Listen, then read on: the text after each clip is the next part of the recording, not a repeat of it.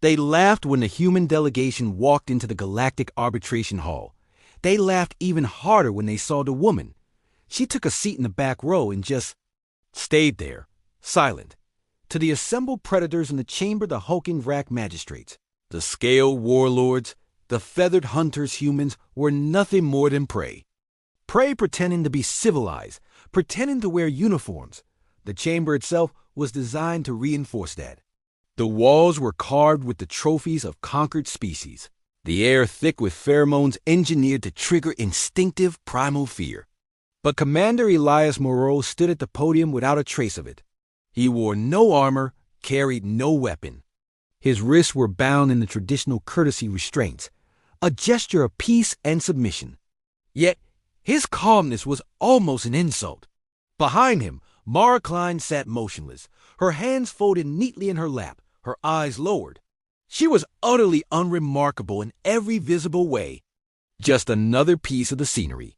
The head rack magistrate, a creature of immense size and terrifying presence, sneered from the dais. He mocked the human delegation, their futile pleas, and with a flick of his clawed hand, declared the case closed. On the main holoscreen, the torn, mangled wreckage of a human patrol ship, the Stardust Asterisk, flickered into view. It had been destroyed in the Relix Drift. The official reason? Trespassing. The magistrate expected a show grief, outrage, a desperate plea for mercy. He got none of it. Commander Moreau simply spoke. Not with passion, but with facts. He presented navigational logs, communication records, a series of denied escort requests, all the proof they needed. The predators in the room dismissed it as just paper, the whimpering of a weaker species. But then, something shifted. It was subtle at first, a ripple of unease that had no source. The Keth Observer, a neutral party known for its extrasensory perception, felt a sudden, sharp spike in pressure. The ambient danger in the room, which was always present, was now concentrating, focusing, inexplicably, on the back row. One by one, predator eyes were drawn away from the podium toward the silent, still woman. She hadn't moved an inch. And then she lifted her head. As her gaze swept across the chamber, something ancient and deeply ingrained in every hunter in that room reacted. It wasn't exactly fear, it was recognition. The cold, sinking feeling that a hunt has gone terribly, irreversibly wrong. When Mara Klein stood up, the courtesy restraints on Commander Moreau's wrist deactivated. They simply fell away. No command was given. It was an impossibility, a violation of the chamber's most sacred protocols. A collective hiss of shock and anger came from the dais. But Mara walked forward, unhurried, her steps measured and calm. She reached the podium and stood beside Moreau, a stark contrast to the armored giants who surrounded them. She introduced herself.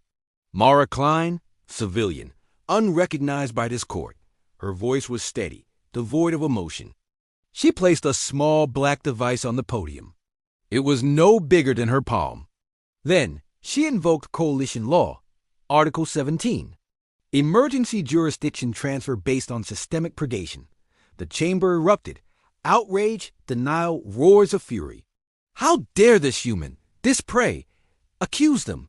The Vrac magistrate was about to order her vaporized when she activated the device. The chamber dissolved. The stone walls, the trophy carvings, the intimidating architecture all vanished, replaced by streaming data. It was overwhelming. Hundreds, then thousands, of sensor feeds filled the space, playing out in horrifying detail. Ambush formations materializing from asteroid fields. Civilian ships being disabled, their crews systematically hunted. Intercepted distress calls from escape pods belonging to dozens of different species. Some of them have been declared extinct for centuries. It was a library of slaughter, an archive of galactic atrocity.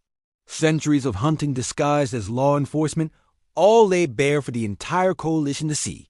The predators roared, demanding it stop. They clawed at the air, at the phantom images of their own crimes. But Mara just stood there, her expression unchanged. "We aren't fast," she said, her voice cutting through the chaos. "We aren't strong, so we learn to be patient. We learned to be observant. We learned to be relentless. She explained how humanity for generations had been building behavioral models. Every lost ship, every pirate attack, every navigational accident was a data point.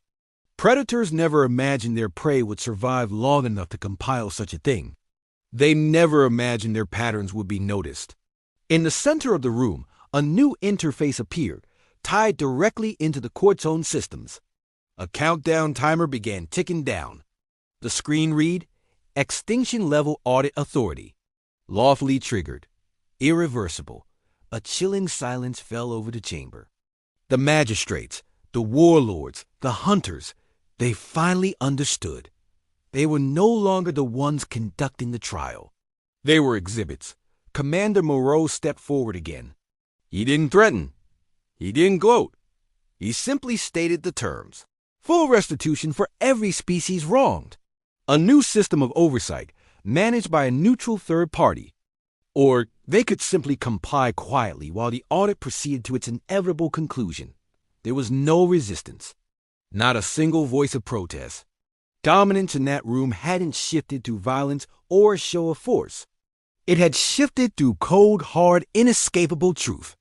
Hours later, as emergency sanctions were rewriting coalition law and ancient hunting corridors were being stripped of their immunity, Mara Klein returned to the back row. She sat down, folded her hands, and lowered her eyes, once again looking like nothing special. The Keth Observer, recording the events for its people, filed its final report. It contained only a single stark conclusion. Predators did not fear humanity because humans were loud or because they were strong.